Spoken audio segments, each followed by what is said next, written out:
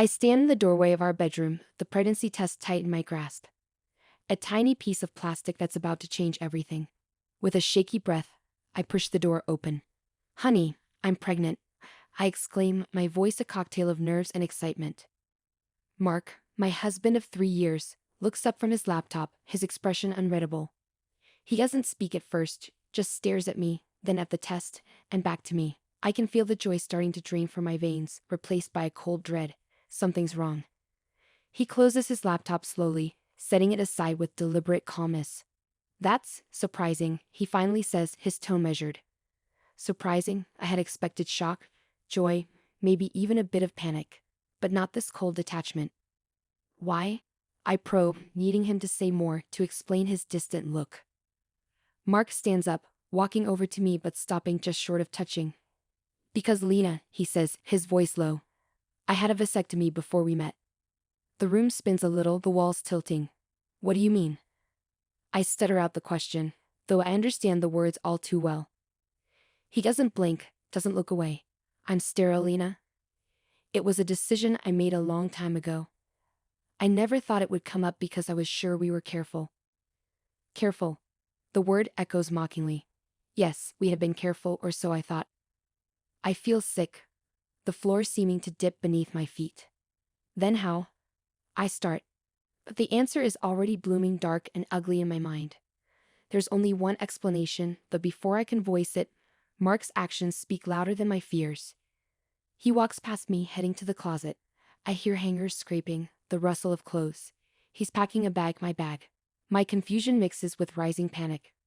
What are you doing? My voice breaks. Packing your things, he says without looking at me. You need to leave. Leave? Mark, we can talk about this. It's not what you think, I plead, the words tumbling out desperately. He turns, the bag half filled in his hands, his face hard. I think it's pretty clear, Lena. You're pregnant, and I can't be the father. What is there to talk about? My mind races, heart shattering. This isn't how it was supposed to go. I had imagined tears, yes, but of joy. I had imagined us, holding each other, talking about names and nurseries.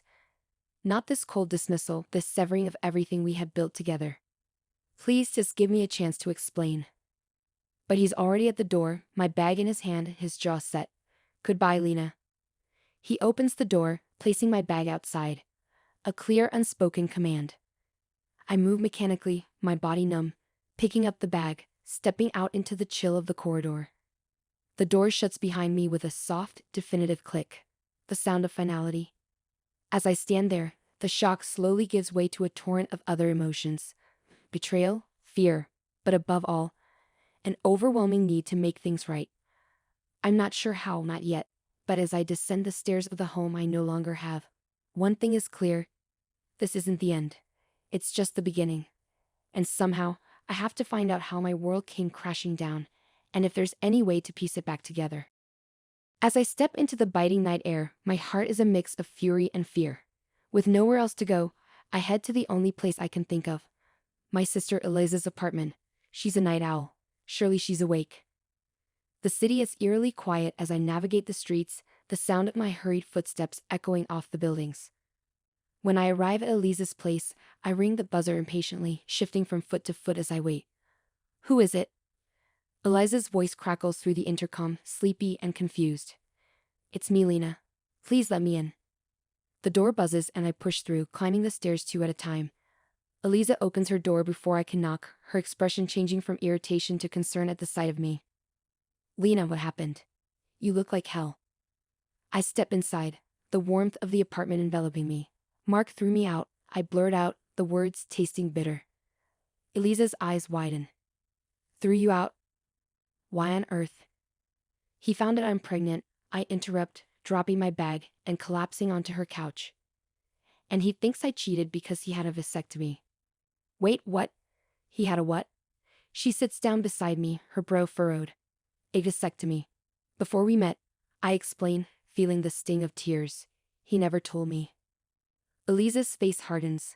That's insane, Lena. We need to sort this out. Have you thought about who else could be the father? I shake my head. There's no one else. It has to be some mistake. Maybe the vasectomy failed, Or maybe there's been some incredible medical mix-up. Eliza suggests, always the one to look for logical explanations. I need to prove it to him, Eliza. I need to prove that he's wrong about me, I say determinedly. Eliza nods, pulling out her phone. Okay. Let's start by booking an appointment with a doctor.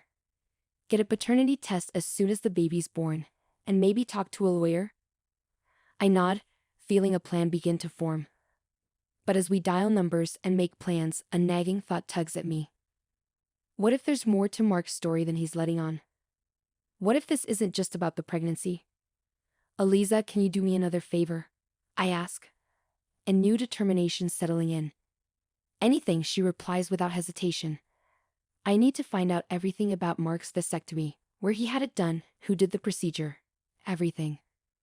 Eliza raises an eyebrow but nods. You got it. We'll get to the bottom of this. As I lie back on her couch, wrapped in a borrowed blanket, I can't shake the feeling that I'm only scratching the surface of something much bigger. But one thing is clear. I'm not just fighting for my marriage now, but for my own truth, and I'm not going to stop until I find it. Morning light spills into the cramped living room, dragging me from sleep. I feel disoriented for a moment, the reality of my situation flooding back as I sit up on Eliza's couch. I glance at my phone, several missed calls from Mark, but I ignore them for now. I have other things to focus on. Eliza, already dressed for the day and cup of coffee in hand, gives me a determined look. Ready to start digging? I nod, accepting the coffee she offers. Let's do it. First step, the clinic. We find the name of the clinic where Mark had his vasectomy through a mutual friend who'd inadvertently let it slip months ago. It takes a few tries before the receptionist at the clinic agrees to even speak with us without Mark's permission, but Eliza's charm finally wins her over. I'm sorry, but I can't give out personal information, the receptionist says on speakerphone. I can confirm if someone was a patient here, but that's about it. That's all we need, Eliza replies quickly. We're trying to verify some information for family planning. After a moment of hesitation, the receptionist responds. Yes, Mr. Mark Dalton was a patient here, but that's all I can confirm. It's a start, but not enough. Thank you, I say before Eliza ends the call. Now what? Eliza asks, her eyes narrow. We find someone who worked on his case. Maybe they can tell us more if we explain the situation. I feel a flicker of hope. Eliza nods, pulling out her laptop. I'll see what I can find on social media. Nurses, doctors who might have been there. As she types away, I pace, feeling pent-up energy coursing through me. We hit a breakthrough when Eliza finds a nurse who'd posted about working at the clinic around the time Mark had his procedure. A bit of social engineering, and we have a meeting set up at a nearby cafe. The nurse, a kindly woman named June, meets us hesitantly. I shouldn't be doing this, she murmurs as we sit down with our coffees. We understand, and we appreciate it, I assure her. I just need to know if there could have been a mistake during my husband's procedure. June fidgets with her cup. Vasectomies are usually straightforward, but there was a case around the time your husband was here. A mix-up in the operating room, wrong patient files handed to a doctor. It was caught quickly, but my heart races. But what? Could that have happened with Mark? It's possible, June admits, looking genuinely concerned. Mistakes can happen, though it's rare. Eliza and I exchange glances.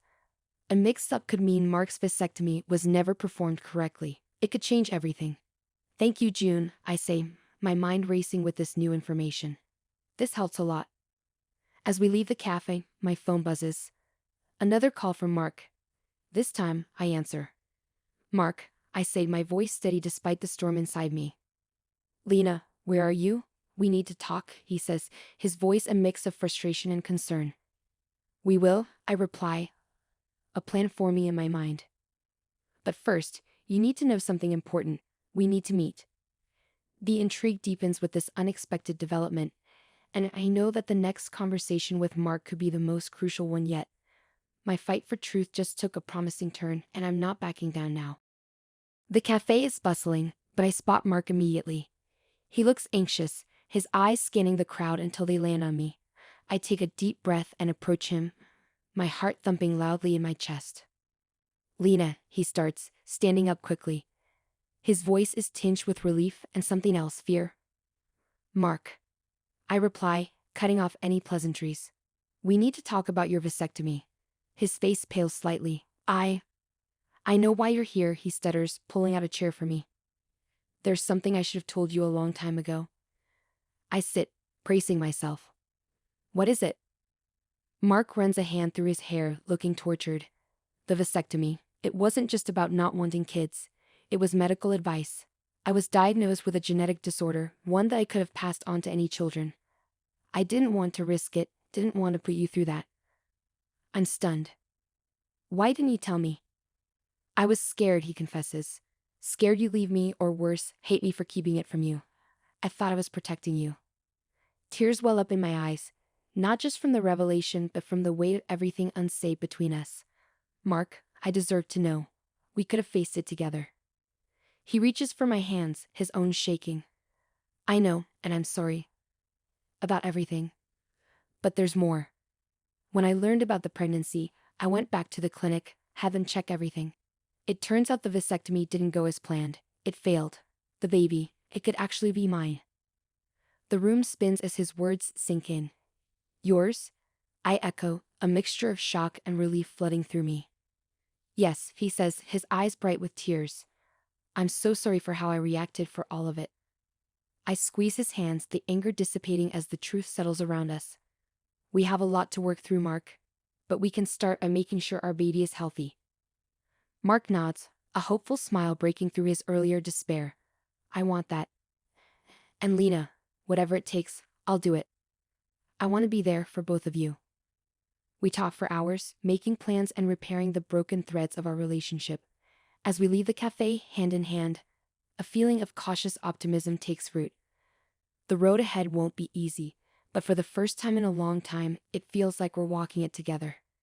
As we step outside, the first snow of the season begins to fall, each flake a silent witness to our tentative steps toward a new beginning.